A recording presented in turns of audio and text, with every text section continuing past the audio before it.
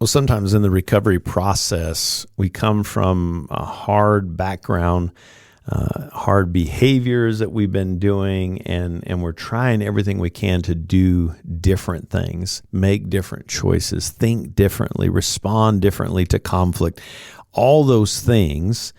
And sometimes, though we're on the path toward healing, one of the roadblocks that the enemy will try to whisper in our ear, see, it's not worth it, to try to discourage us, is it feels like what I'm doing is making it worse. What do we do when the healing feels like it's making things worse in my life? Today, we're going to unpack that together to help us down the road to recovery. Welcome to Celebrate Recovery Official, a podcast that shares life-changing stories, courage, hope, and leadership wisdom, all centered around the Beatitudes of Matthew chapter 5, where Jesus gives us a model for life. When we experience events in our life that brings up hurt, we may be hung up with some stories that we're telling ourselves about God, ourselves, our circumstances, others, that may take us into some unhealthy defenses, protections, habits that can cause havoc on our relationship with others and our fellowship with God, ultimately to bring healing, new healthy truths, new healthy practices, and healthy community and fellowship with God. I'm a grateful believer in Jesus Christ. I struggle with drugs and alcohol and perfectionism. My name is Rodney. I'm the Global Field Director with Celebrate Recovery, and it's so good to be back with you guys. Hope you're doing good. I hope this podcast finds you well, and you're feeling the presence of the Lord and connecting well with other people, and wherever you are and whatever you're doing. If you're on the treadmill, thanks for listening in. It means a lot. We say it often, if people stop listening, we're not going to be extra noise. There's plenty of noise out there. We'll stop producing these. We want to be help. And so if you like what you're hearing, give us a review. It does help with the algorithms. Give us a 5-star review and write a review. If you can take a couple minutes to do that, wherever you listen, that would be helpful. Or if you're listening on YouTube, drop us a comment. Give us a like on the YouTube channel on Celebrate Recovery Official. We'd love to hear from you there as well. But hey, talking about this, I was talking to someone recently, and it kind of prompted this idea. But sometimes the recovery process, things tend to get worse before they get better. It's like, what the heck? Why am I doing this? It's like, maybe it's okay just to act like nothing's wrong. Let's just keep suppressing the pain, and I won't feel this pain. But that's where the enemy tries to lie and kind of feed us with some garbage to keep us from doing what's necessary. I don't know if you've ever been to the gym. I don't go as much as I should, and this is not me meddling, but if you go to the gym and you haven't been for a long time and you work out, this usually happens especially with my legs, but I'll work out my legs and I'll kind of walk out going, man, I'm having a tough time walking right now. Usually the next day, especially the day after that, my legs are hurting and my body's going, what have you done to me? And people will tell you that are much more savvy on working out that you're literally tearing your muscles. It's like, sign me up for that. That sounds amazing. But what we're trying to do is tear the muscles so that it can grow back stronger and bigger and all that stuff. That tearing of the muscle has to happen so that it can be strengthened. And so, but it's a real thing. It can become a barrier for people. So, well, I'm never going to the gym again. That was the worst week of my life. I hurt for 5 days after working out. I'm not doing that again. But if you stay after it, your muscles become accustomed to that and you have a quicker recovery time. And so, but in a spiritual sense, in our recovery, sometimes that healing can feel like things are making worse. And I just thought it'd be good to kind of lean into that. In general, what we're trying to do is disrupt our old ways, disrupt our old protections and defenses or habits or whatever it is. Healing often will begin by disrupting our old strategies and disrupting what we may have been managing under our own power before. So for many of us, those behaviors, maybe it is substance abuse, maybe it's pornography, sexual addiction, workaholism, people-pleasing, perfectionism, whatever that is, become our own numbing, our own coping strategies, or defenses, protections, avoidance patterns. Those things weren't random. They literally were our survival strategies. And so if that was my survival strategy, why wouldn't it be hard to change that?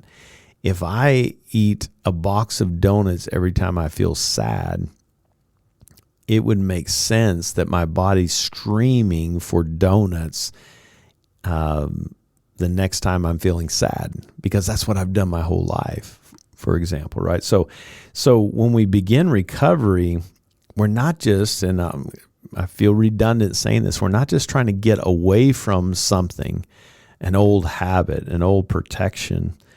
We're actually moving towards something, but we're really cutting out something that seemingly was our way of solution or comfort that helped me cope, that helped me deal with the pain in my life. And quite honestly, this is why we say it in recovery often, that it isn't going to be easy, but it will be worth it.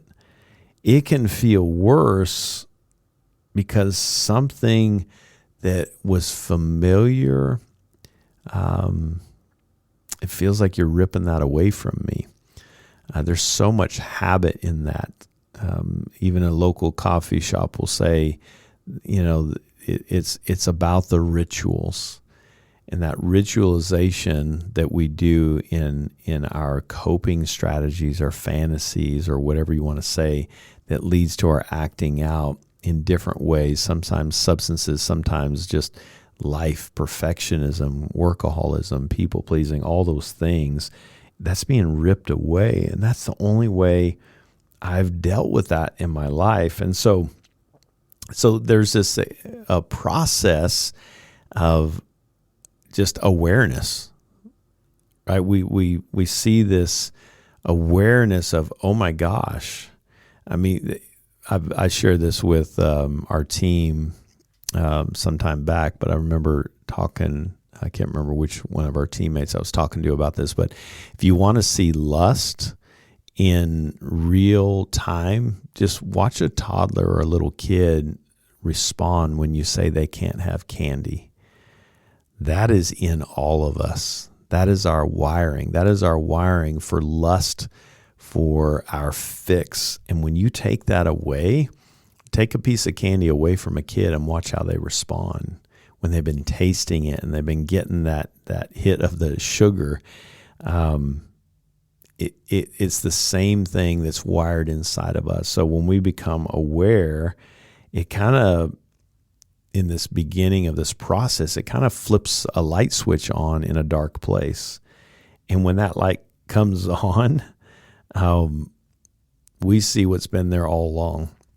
I mean, I can remember years ago we had a couple snakes that got in our garage. They formed a little nest. I guess they call them nests. But I flipped the garage light on, and there was a snake. Here's the thing: when the light was off, it was still there. I wasn't aware that it was there. And so when we flip that light on, it can kind of be jolting. It's like we start to see what's been there the whole time. We just didn't know it. And so sometimes the emotions, if I've been coping with my pain with food or substance or work or screen time or whatever, we'll start feeling things that we hadn't been feeling before. In fact, sometimes we start feeling for the first time. And it can be scary. It's like, man, this feels like it's getting worse. I feel anxiety, or I feel this intensity rising up in me. And here's the myth where we can get confused. It doesn't mean that things are getting worse. it can actually mean that you're just becoming more aware of the snakes in your garage. And that's scary. But I'd rather be aware of that so we can figure out how to get them out of there, even if it brings up and intensifies my emotions. I want to address it. We're just more awake. And a lot of times in substances, I'll tell people this, that first 30 days is like you go from black and white just to seeing in color. Everything was black and white. Now I'm seeing in color. I'm starting to see things in color. And that's what we're trying to do, is we're just becoming more aware. Because it's hard doesn't mean that you're more broken than you were when you came in. It just means you're more aware of what has been there the whole time. You just haven't paid attention to it. You haven't acknowledged it. Psalm 139 is a verse that we go to in the principle 4, the inventory process. Search me, God, know my heart. Lord, is there anything in me that grieves your heart? Point it out to me. Flip the light on. Ugh, that feels gross. But doesn't mean I'm more broken. It just means I'm more awake. I'm more alert to what's going on. Because what we're trying to do in this process is bring to surface the things that we have hidden, expose it, not to shame it, but to heal it. What we bring into the light, God can heal.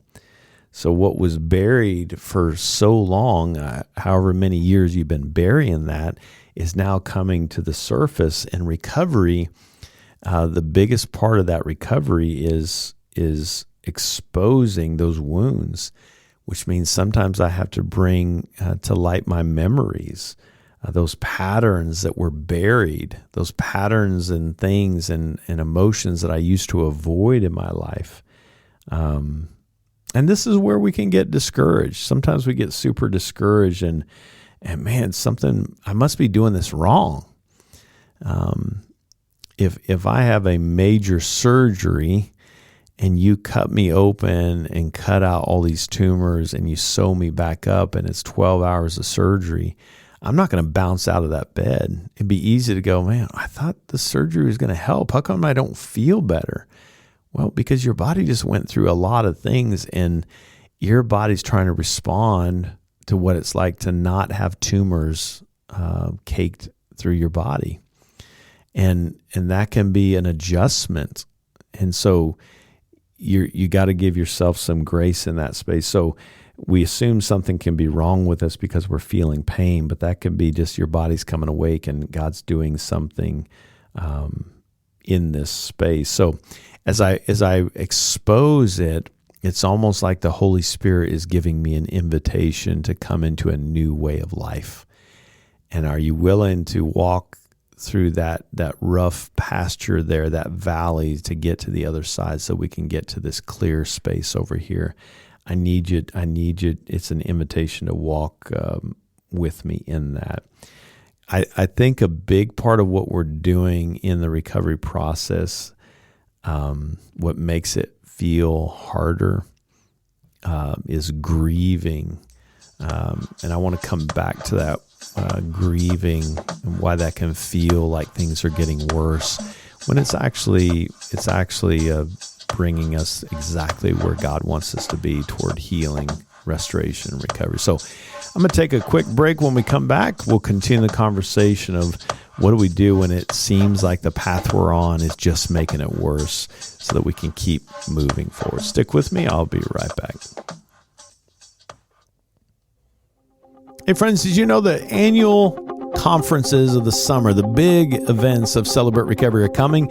We've got the West Gathering in August. We've got the East Coast Summit, which involves workshops in Tennessee. All the information, ways to register, are on our website. Go to celebraterecovery.com. Come be a part of this big party. It's a great way to fill up after a hard year and be with other people. If you'd like to join us this summer, the gathering or the summit, go to celebraterecovery.com. We hope to see you there. Welcome back. All right, so grief. I think grief is one of the biggest parts, that probably the most misunderstood part of the recovery process. And that's what I love about the recovery principles. Blessed are those who mourn, for they shall be comforted. There is this process that can feel like things are getting worse, but we're just mourning what was not meant to be, and yet it is. We're mourning what is meant to be, and yet isn't happening. There's sadness, there's grief, there's sorrow in that. And sometimes in that sorrow, it's understanding what we do with that. What's our coping strategies, which can be painful in and of itself. But that grieving process is so necessary. That's why it's a part of the recovery principles. Blessed are those who mourn. Are we mourning? We're not just healing our compulsive behaviors. We're not just healing behaviors and protection defenses. You're actually grieving. And unfortunately, grieving is not always pleasant. And when I'm grieving and talking with clients or people in ministry about grief, I encourage them to write in their journal at the top of the page, even if they have to write it every day. I'm in a grieving season, and this pain will change. We're grieving, and that's painful, but it's the growing through the process, part of strategy, what we're trying to do. We're grieving maybe what's happened to you in your life that brought so much pain, or what didn't happen, what was meant to be and yet isn't. They were supposed to be there for me and didn't. We're grieving the costs that we see in front of us, maybe because of our strategies and the sorrow of mixture of grief and sadness, but also our protections, our strategies, and while it makes sense, what's the cost? That can feel overwhelming, can it? It makes sense why, man, this feels like this is getting worse. And grief can be so overwhelming, but here's the thing. You don't get over certain things, but we do in grief grow through it. And that's what Celebrate Recovery is helping us do. We're growing through it. It's actually a path. It's a road to recovery. It's not a pit that we're going to be stuck in. And while it may feel like this is getting worse, this is the most ridiculous thing I've done, I'm not doing this anymore. It's not a pit. It's a pathway. It's a road. It's got you on the right path, but it's hard, but it's going to be worth it. And we can't heal what we refuse to acknowledge and grieve. This reason why I go into a doctor's office sitting in a waiting room alone with my sickness doesn't work. Time doesn't heal all wounds. It's a part of the process of healing, but there's other things involved. Sometimes I remember going to the doctor and had appendicitis, and he was pushing on my stomach. He says, "Does this hurt? Does this hurt?" I'm like, and I turned white as a ghost, and he goes, "Oh, we got to get you into surgery." And they took out my appendix. It's painful because they push, and sometimes they have to do surgeries and they have to do things that are painful, but it's necessary. And grief is the same way. If we just act like we don't need to grieve it and refuse to grieve it, God can't heal it. We gotta grieve it. Remember, he says, blessed are those who mourn. And here's the good news. You will be comforted. God's going to comfort you, but you got to do the grieving part, which means I got to notice it, honor it, put it into words, share it with another person, share it with God. The scriptures remind us he's close to the brokenhearted. He saves those who are crushed in spirit. If you're brokenhearted, it's going to be painful, but don't forget, he's near, he's close. He's saving your crushed spirit. He's saving you and your crushed spirit. So though it's hard, it just means you're grieving, and it's a season. This pain will change. I'm in a grieving season. This pain will change. I think when I go back to, we touched on this a little bit, but my body, my soul, it's learning a new way to live. And I can't live without a box of donuts today. my body is telling me that, but it's learning a new way. And years ago when I saw a nutritionist and they were showing me what I could and couldn't eat, they said, you're going to have to cut down on your sugar. I'm like, oh man, I can't do that. My body's like, I will die without sugar. But she said something fascinating that stuck with me. She said, Rodney, your body will begin to crave what it eats. And I didn't believe her, but as I got into it, I was like, no, it does. Whatever we're feeding our body, it will crave. Junk food craves junk food. It's the same spiritually. When our body is learning new ways to live, it's still craving the old menu and what we used to feed our mind, our body, our soul, our spirit, our relationships, all that. And it's learning how to walk in this new way of life. And not to get too technical, but our nervous system has been trained for survival. That's that fight, flight, freeze, fawn we talked about in previous podcasts. But it's been trained that way. And healing requires the retraining. And that retraining is going to the gym and tearing the muscles, like that mind, body, spirit. That feels exhausting. It feels painful. It feels disorienting. It's hard, but your body is learning a new way to live, and we have to keep that frame of mind as we're walking through this process. Life's not getting worse. You're on a new path, and you're trying to learn a new way to live. And when I get dysregulated during that healing, it doesn't mean I'm failing. It actually means that soreness means your body is working muscles that it hasn't worked in a long time. That's something to celebrate even in the pain. So now if I'm sore at the gym, it's like, okay, it feels good. Maybe I'm making a difference in my body. And what if we framed that way in our recovery? Remember Romans 12:2. We don't want to be conformed to that old way of life, that old way of living. We want to be transformed by the renewing, the transforming, the restoration of our mind, our body, our soul, our relationships. So I think one of the things that the temptations that come in the process can be painful. And one of the temptations, we can move from temptation to go into the box of donuts, sticking with that analogy, to temptation to just quit. Can I just normalize that? If Jesus was tempted and yet he was without sin, it's okay. Give yourself some grace. You're going to be tempted and want to quit. But when it gets hard and you start thinking, man, this just isn't working. This is a waste of time. I was better. I mean, think of the Israelites when they come out. My wife and I are in the middle of reading Exodus. And they just saw all these miracles. Like, was there not enough graves in Egypt? You're going to bring us out here in the desert to kill us and let us die here.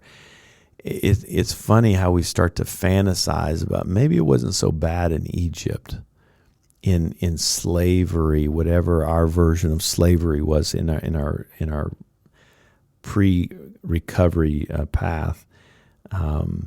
Maybe it was better before. And we start to fantasize, and that's where the enemy gets. But you're going to be tempted to want to quit. Maybe I should just go back. Maybe this isn't working. Maybe it was better before. But that's fear.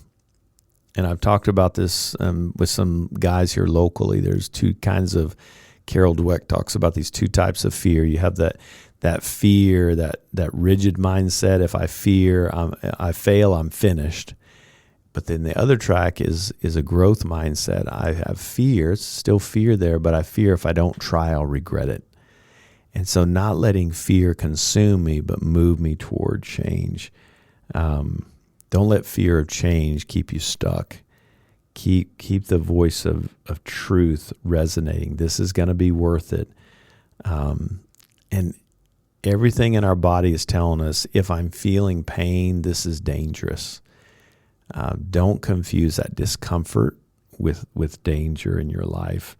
Galatians 6:9 is a good passage to be mindful in our weariness. Don't Don't let us not grow weary of doing good. In due season, we will reap a harvest if we do not give up. Don't give up. Stay the course. God is going to reap a harvest.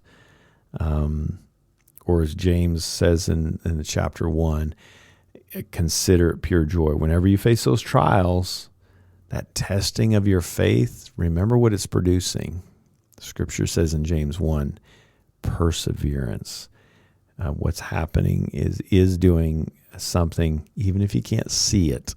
Stay the course. Keep going. God's rewiring you. He's training you. He's retraining you. He's got you on the right path. So you're going to be tempted to want to quit, but don't give in to that temptation. Go to God. Go to your accountability, etc. The last thing I'll say is that though you can't feel it, one of my favorite songs, even though I can't see it, you're working. Even though I can't feel it, you're working. God is working what you can feel in the moment. This feels hard. It doesn't feel like he's working, but he's working beneath that. And sometimes that healing process can be slow. It can bring up emotions. It can feel like, God, I don't see change. Oftentimes I'll talk to people around you are seeing the change. Ask people around you, do you see anything different in me? And you'll be surprised, man, you're not the same guy that walked in here 6 months ago or 2 months ago. Just because it feels worse doesn't mean that God's not there, and doesn't mean he's not working. It may mean that he's really having to go a little bit deeper to cut some things out that you didn't even know were there. The light switch has been flipped on, and he doesn't want to just give you relief. He wants to give you restoration, and that can be painful. But if I said you got one tumor inside you, I've used this analogy so many times, you're probably nauseous with it, but if I said there's a tumor in you and I need to cut it out, and then I cut you open and I see 10, I'm guessing you probably want me to cut all 10 out, not just the one I thought was there. And that's a loving Father is saying, you know what? There's more in there and that is being revealed, and I want to cut that out. He's not just removing pain from dysfunction in my life. He's actually restoring, renewing, redeeming me, and that can be painful. He wants to carry out what he started, as Philippians 1:6 reminds us, right? To carry that out to completion. So if you're feeling like things are just harder right now, just know and hear my voice when I say this. It doesn't mean that you're failing. It doesn't mean that you're less than. It doesn't mean you're doing it wrong. It may mean that you're doing it exactly right, and you're finally facing those things that you run from for your whole life. So my encouragement would be stay in it. Lean into that beautiful recovery community, Forever Family of Celebrate Recovery. Let God meet you in that pain. Talk about that pain. Let him into that. He wants to hear from you. And then just be still and wait patiently for him to do what he's got the power to do. You just keep showing up. And God, one day you'll look back and go, man, I'm not where I used to be. Not where I want to be, but thank God I'm not where I used to be. And I'm going to keep going. It's hard, but it's so worth it. So stay the course. God's got big plans. He's not going to waste the hurt in your life. Hey, thanks so much for being with me today. I pray that you'll join me next time. Until then, God bless you guys.